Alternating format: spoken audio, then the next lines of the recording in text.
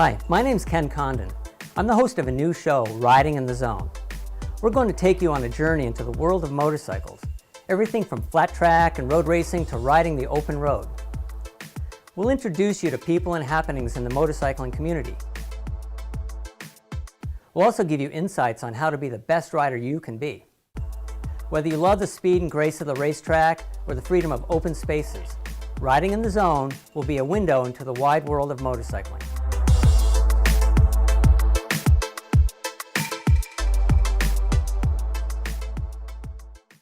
Hey, this is Ken Condon from Riding in the Zone. Today I have another really cool person in the studio. His name's Adam Novitt. I've known him for quite a while. He was an MSF instructor with me. We ride dirt, we ride street. He's got a really interesting story. We always end up talking about things that are way interesting. Hey Adam, welcome. Thanks, Ken. Glad to be here. Yeah. So let's give a little history for everybody about you and me. When did we first meet? We met back during the Sport Riders of New England days. Oh yeah. Right?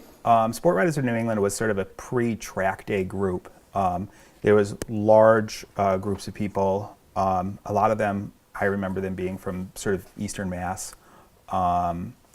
And we rode sport bikes together on the street quickly. It was really a thing. I mean, you could really sort of start to feel track days developing out of that. I'll say that there was a number of things about that, were that a lot of the people that were involved in that were racers, current or former racers, and a lot of the people were MSF instructors. So everybody, there was a very, very high level of skill. And it was sort of, that was, I guess, at the end of the 1990s or the very early 2000s. So sport bikes were great back then. That was kind of the early years of the R1 and the Aprilias and things like that were starting to come on the market. What were you riding then? At that point, I was riding a motorcycle that I still own, although a different one, a Honda CB1. That's right. That motorcycle, in a lot of ways, set the tone for what would happen with me riding motorcycles in the future, because it turns out, more than anything, I like a motorcycle that makes about 45 horsepower. Right, so the CB1 is a 400cc Honda. What year is it, 90? 89, 90. 89, I'm yeah. also very partial to Honda, the weird years. So in 1989 and 1990, Honda, I think that was sort of a low point for motorcycle sales, and they were willing to just try anything. I also own a Honda Transalp, which is mine's a 90, I think. That's parked outside today. But sort of going back to the CB1, that motorcycle is a small inline four-cylinder motorcycle, and that means that in order to make power, what it does is it revs very high, so the motor turns extremely fast. You set it on puree, that's what I call it. Yeah, right. It's very much like a blender or a sewing machine. And it also, as a sort of an idiosyncrasy, is that it has gear-driven cams, which are associated with more expensive motorcycles, let's say. So that large gear spins really quickly, and at high speed or at high RPMs, it makes sort of a whistling sound over the top of the shrieking engine, which makes you feel like you are going super, super fast, when in fact you are not. Yeah. So I guess, that Honda CB1, I can tell you sort of a funny story about how I became interested in the CB1. I was at Burning Man in like 1998, and I had ridden dirt bikes as a kid, and I was just like wandering around, and I met a bunch of people that were all standing around. There was a bunch of motorcycles there, and one of them was a Honda CB1, and I asked somebody if I could ride it, and I took it out onto the salt flats at Burning Man, and I went 100 miles an hour on it, and I thought, geez, I should ride motorcycles again. So I moved back to New England. I bought a Honda CB1, and that is basically the sort of backstory about how I met you. We've been doing it, and we've been riding together for 20, how long? Yeah, like close to 20 years, I would say. Jeez. And then you became an MSF instructor, and we've taught together. So you had a lot of interesting thoughts about new riders. And can you share some of that? It's the question. I mean, when you become an MSF instructor, I guess if you're a certain kind of person, being an MSF instructor, for people that don't know, MSF is the Motorcycle Safety Foundation, and I taught MSF for 6 years, and I taught an average of 10 weekends a year, which means that I probably taught something like 70 classes because of the way it's broken up. So what happens is new riders predominantly are the people that come to the class. There's a dozen people in a class, and the breakup of the class was always pretty much the same. So this particular course was taught on a military base, and in order to ride a motorcycle on a military base, if you're in the military, you have to pass a safety course, and the MSF course meets that standard. So there would be 2 kids that had gotten out of the military and wanted to ride motorcycles. This was in the time sort of after the Iraq War, so they were usually Iraq War veterans. There were a couple of people from the city of Springfield. There was usually a woman who was in her 50s or older that had always wanted to ride motorcycles, but had never been able to, and then she either divorced her husband or her husband died. And there would be the guy that rode motorcycles back in the 70s that was getting back into it. So it was this sort of psychological breakdown of people that you got in every single class. And there's a certain part of me that used to call the MSF course the failure lab, because you got to see what it was like for these different types of people to go through a stressful situation. And one of the things that I found really fascinating about MSF was that people were drawn to motorcycling for whatever reason they were drawn to it. And this is going to get extremely complicated quickly. I can just feel it coming on. But one of the things is, oftentimes for when people are entering motorcycling as a non-motorcyclist, meaning that you hadn't ridden it as a kid, you didn't really have a lot of family exposure to it, and these are a lot of the people would come to the course with that background. They were car drivers. They were car drivers. We were trying to make them into motorcyclists. Turn them into motorcyclists, exactly. That oftentimes motorcycling is sort of a brand extension of your person. So you either choose the things where you feel in your personality that need augmentation, right? Or you feel that you're going to use motorcycling to advertise your strongest characteristics. I worked professionally in advertising, and this was essentially the dilemma that somebody would face when they were going to advertise something. So, different niches in motorcycling have certain characteristics. Let's say, the most obvious is the sort of American Harley Davidson cruiser things, which sort of harkens back to a pre-Gloria Steinem era. And it has certain sort of like core American values, whatever that means. And then there's the sort of European sophistication, like BMW Europhile, yeah. There's sort of like a kind of a smartness, like advertising anyways, to them. And if the person is a professor, there's an extremely high chance that they're going to ride a BMW.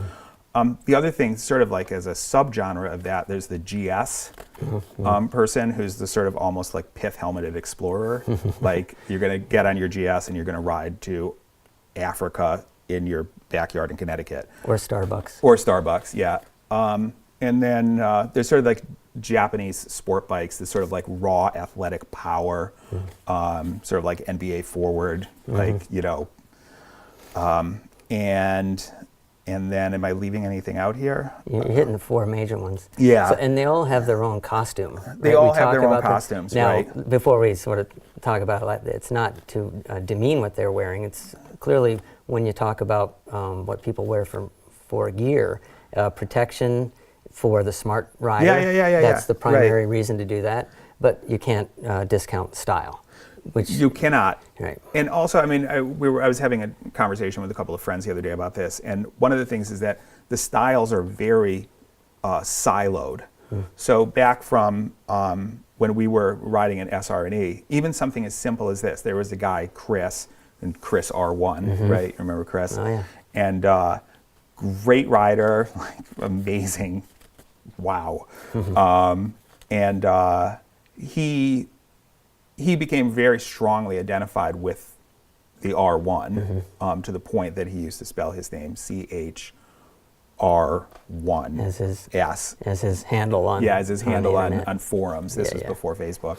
But Chris at some point had a Kawasaki jacket, and I can't remember why he had the Kawasaki jacket. Bright green. And it was bright green, Yeah, right? And I he don't would know why I ride had that either. blue Yamaha. Yeah. And I would always look at this and think, like, it was like some sort of a modern art presentation where somebody had taken like a mattress and put it in a kitchen as a commentary about like how we divide up our houses in the first world.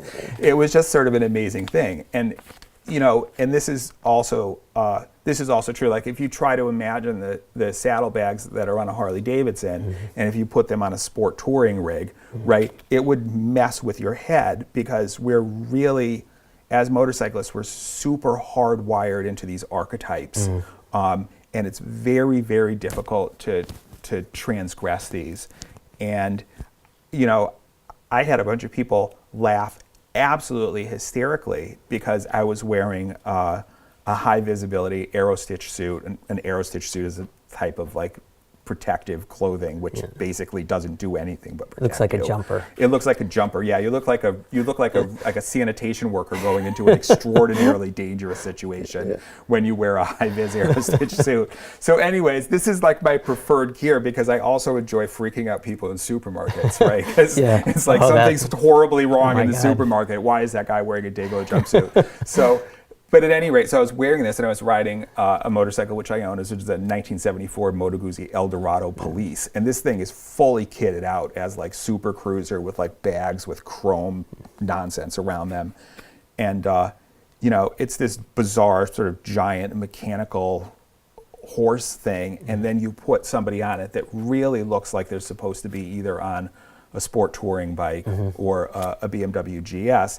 And the reaction that you get from a group of people that are sort of dyed-in-the-wool lifelong motorcyclists is really like it's just astonishment, It's a juxtaposition, right?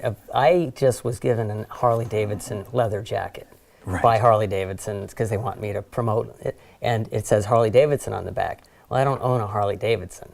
Now, just the fact that I have this jacket and he wants me to wear it, he wants me to wear it on a Harley Davidson when we're at a track day, and I can do that. But it's a beautiful jacket. I want to wear it on my Triumph Tiger.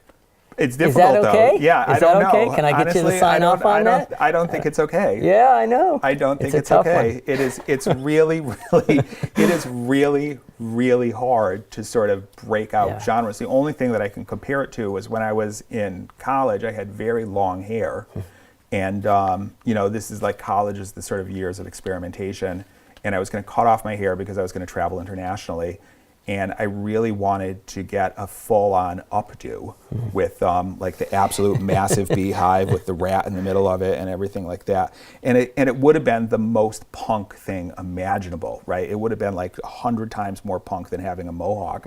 But everybody just slammed on the brakes around me. Like all of my best friends, dragged me into the kitchen at parties and said, no, you can't do that. And I feel like a similar... motorcycling is interesting because there's a similar amount of boundaries around what is the aesthetic is deeply enforced and it's deeply ingrained even in a person. Yeah. I think honestly I'm more identified with Aero Stitch protective clothing than I am with any other individual product. You were even on the cover one year, right, of the catalog? I wrote the front piece for the Aero Stitch catalog. And my picture has also been on the Aero Stitch catalog, and I carry on a correspondence with Andy Goldfine, who's incredibly funny and amazingly smart, and sends back these like monstrous, hilarious emails like 5 minutes after you hit send. Yeah. But so Andy Goldfine is the owner and originator of this garment, which is a staple of adventure riders and sport touring riders, which is, by the way, a category we missed. Oh, sport touring. which is yeah. well touring, Touring and going, right, touring and and it can be yeah. sport touring as well. It's you're right. Touring and sport touring. Touring. There's something in my mind with where touring and dirt biking are more essentially about the activity. That there's sort of less, because they're both, on a dirt bike there's no room for it's just the tool for the job. Right. It sort of gets and down we've to done a lot of business. dirt riding together. And I mean, talk about adventure, right? We go off, and this guy here drags me to places that, how do you know that this exists? And suddenly we might be like stuck in the mud, like up to our axles, and then we have to get out of the mud. Sure. And it's just hilarious, and in the end, it's like we have many times we'll have communicators, and we'll say, this is just, I wouldn't want to be any other place. And the dirt bike is what gets us there. Without that piece of machinery, we wouldn't hike that deep in. We wouldn't go. I mean, somebody might, but I wouldn't. But to ride in there and to know we can ride back out, and to see where we are, it's a pretty special experience. Yeah, up in Hawley, where there's that sort of like little town center that's just out in the middle of the woods. This is Hawley, Massachusetts. Those of you who are not from around here. It's, for me, dirt bikes have really brought, in a lot of ways, back the pure joy of motorcycling, and it sort of pushed me. I don't think that cynical is exactly the right word, but I can certainly be over analytical, and there's just no place for it. Motorcycling has this quality about it where it's difficult to be alone in the world. It's difficult to be away from your phone. It's difficult to be out of earshot of anybody. But for the most part, when you ride a motorcycle, you're just out there on your own. And I felt that in the type of motorcycling that I used to most like to do, which was pure sort of backroads street sport riding, that it gave me a place in my life for long form thought, where I could just have 4 or 5 hours totally to myself, where my body was sufficiently engaged that my mind had a chance to not worry about what my body was doing, because basically the part of your brain that controls motor skills is busy controlling the motor skills. And the cognitive part of your brain, the higher function, where you're thinking about like your place in the world or not your place in the world, or your cat, or work or whatever, that sort of breaks out, and it has a time to develop itself where it's not punctuated by other things. And long form thought is something that is exceedingly rare in life. You don't really get a chance to take an issue on deeply and relaxed, like you do on a motorcycle in other parts of your life. So in some sense, it's meditative in the sense that you can just follow your thoughts like you're told to do when you're meditating. And the difference between meditation and motorcycling is that when you're meditating, if you're sitting and you're meditating, there's a sort of a willful way to either pay attention to the fact that you're itchy or not pay attention to the fact that you're itchy, right? But you need to sort of pick between one of those two, whereas motorcycling sort of sweeps that away by giving yourself this kind of like automatic, reactive, almost like personal seance or something. I'm not exactly sure what you'd call it. Now, are you able to get that on the dirt as well as on the street? Dirt becomes a little bit of a different thing. Dirt sort of crowds out that. So dirt biking is an opportunity for me to almost not have been thinking for some amount of time, right? Where the part of my brain that just grabs things and attacks them, like And I've seen you grab things and tackle. Yeah, Sometimes right. at the detriment of your motorcycle being upside down on a rock. Right. Well, no. As far as crashing motorcycles, that's okay. But yeah, I mean, crashing dirt bikes is sort of like, it's relatively, the potential for catastrophe with crashing a dirt bike is much lower. It is, because we're at 18 miles an hour. 18 miles an hour, yeah. I mean, if that. The sort of the weirdest things with dirt bikes is when you're climbing something very, very steep and rocky, and the motorcycle loses kinetic, it stops moving forward, and then it tips over. And there's a potential for you to be on the saddle, which is 3 feet off the ground, and then the ground is 4 feet below the right foot peg, so the combined total, it's basically falling off something like a ladder. Yeah. That's crashing dirt bikes. That's right. And the thing about what you were talking about this sort of meditative place is that when I ride, I'm in touch with my bike in a way that I'm not many other things, because we end up being one. That every little movement I make, every little input, it responds, one positively or negatively. And when we're on the dirt, all my senses are engaged, right? And because at any moment you're reading the terrain, and 2 feet in front of you is different than 4 feet in front of you. Yeah, dirt never lets up. It never lets up. It's relentless. It never lets up. Yeah, which is part of the engagement of it. It's just crazy. Sometimes I'm just not up for it. You'll call up and say, "Hey, you want to go for a ride?" I'm like, you know what? I usually talk. My head's like, yeah. It's funny because I had I pulled a Sox. Well, it's a Columbia, but it had a Sox motor in it. It was a Columbia moped out of a dumpster, and I put $15 into it. I bought a carburetor. I'll say this is another thing that Adam does, is he just finds these eclectic bikes and he just revives them, brings them back to life. Keep it weird. So that's Adam. Right. Yeah. So, I had this moped that I got out of a dumpster, and I strapped a milk crate to the back of it, and I rode the moped around town. And one of the things, a little bit like going back to the CB1, was that you can ride a moped wide open, right? You can just open the throttle all the way and make the engine just scream and ride it around your neighborhood as fast as it'll go, and you can do this like when you go to get milk or cereal or whatever you're going to go get. And you're actually legal. Yeah, totally legal. It's 29 miles an hour, right? But there's a great, near my house is Stoddard Street, and Stoddard Street goes around a corner, 90-degree corner, and it turns onto State Street, and there's like quite a few potholes there. But you can get a little bit of speed because Stoddard Street has a little bit of a slope to it, and then you lay it into that right-hand corner, and then you lay it back over, and you turn onto Church Street, and there's a bunch of potholes, right? So you have to worry about tire placement and things like that.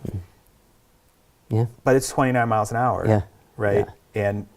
And I came to the conclusion at some point that the experience of riding a motorcycle close to your ability to control it and close to the limitations of the motorcycle, however those two things interact, because they do interact, it doesn't really matter. This led to my conclusion that any powered two-wheeled vehicle is 80% as fun as any other powered two-wheeled vehicle. That at this point in my motorcycling career, there's a sort of a general equivalency where I just, like, I've given up caring to a certain extent.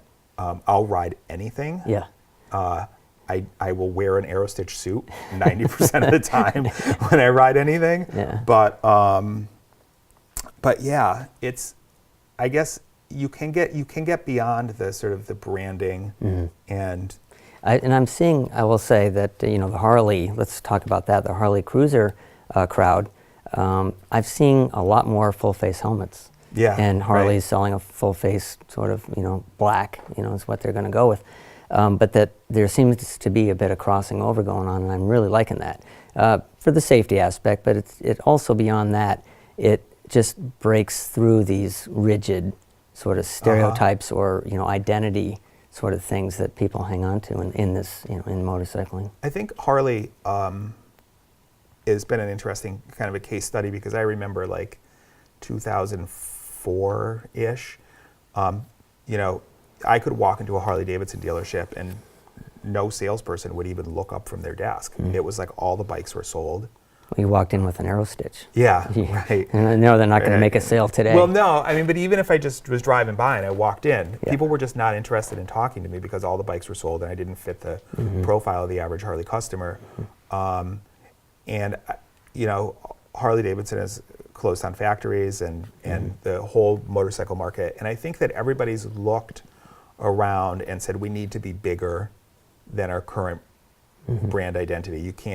You need to sort of reach outside of your core demographic if you're going to build market share. Yeah, they're doing a big push for that. When I gave the seminars I gave at Harley dealerships, they were really big on making sure that people that came were from Yankee Beamers, you know, all that sort of the people that were not Harley, you know, Harley people, and it was for that reason.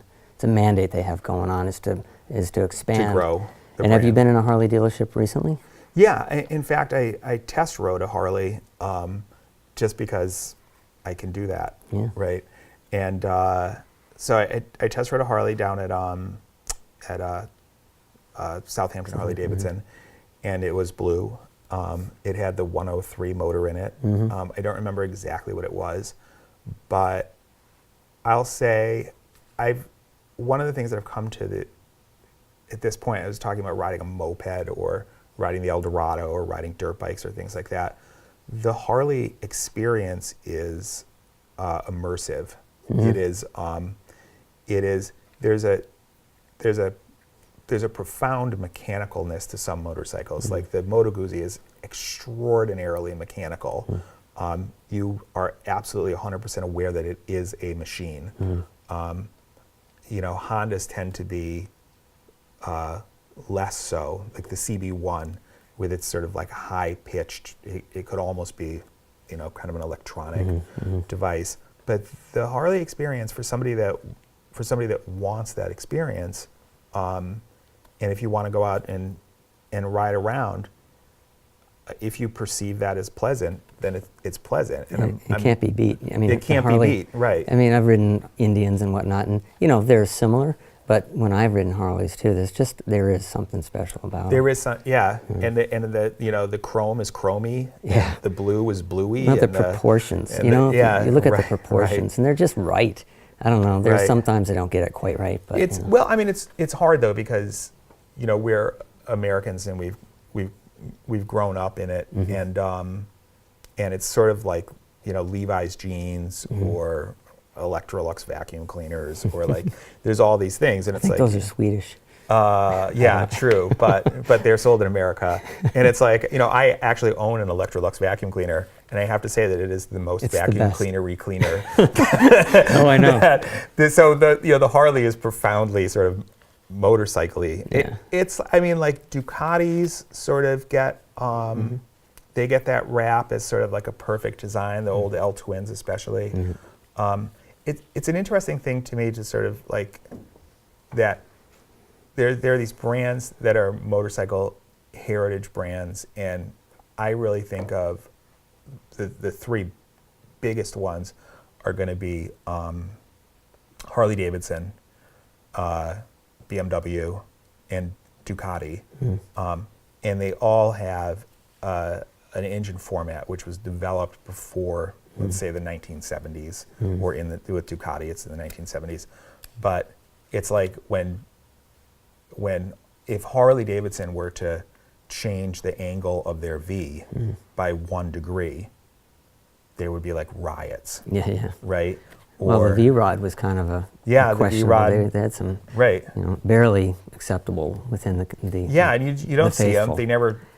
They never Saw one for sale sold on well. the side of the road the other day. Yeah, right. It's sort of like a Stepchild. stepchild of that. And then, you know, Ducati I think was interesting because what they did was they came out and they raced the V4 in order to sort of like, it's kind of like a soft opening. The Moto GP. The Moto GP bike, right? So the Ducati got a chance to acclimatize to the fact that they were going to make a V4 over sort of a number of years, and BMW has done different formations, but they're always going to be associated with that horizontal V-twin. So when you look at all those engines, the horizontal V-twin was originally designed so that the cylinders would stick out to the side and it would be cooled by air, right? But of course they're water cooled now, so there's no reason to stick to that format. Yeah, it's because it's become iconic. Well, like Moto Guzzi's,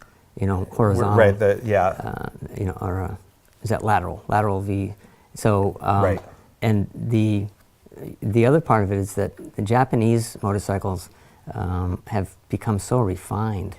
I mean, they're reliable as hell. I mean, you can't almost break them, but they tend to. I just rode the new Goldwing at Americade, and it was the automatic. Oh, right. Yeah, so I saw that. it's a beautiful machine, but it starts to take away some of the visceral sort of feel that we're talking about. It loses the mechanicalness. And it sure does. But I will say that the automatic had a bit of a clunk to it that I didn't expect. I think they kept the clunk. They may have. I think they could have engineered the clunk out, but they chose not to. So there's this weird trend in, I think especially European cars, where you can have a augmented soundtrack.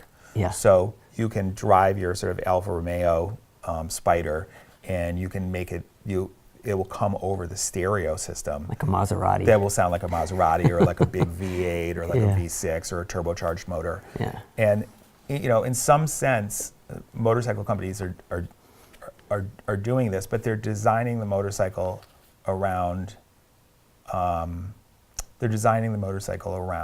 sort of aesthetic, an aesthetic experience.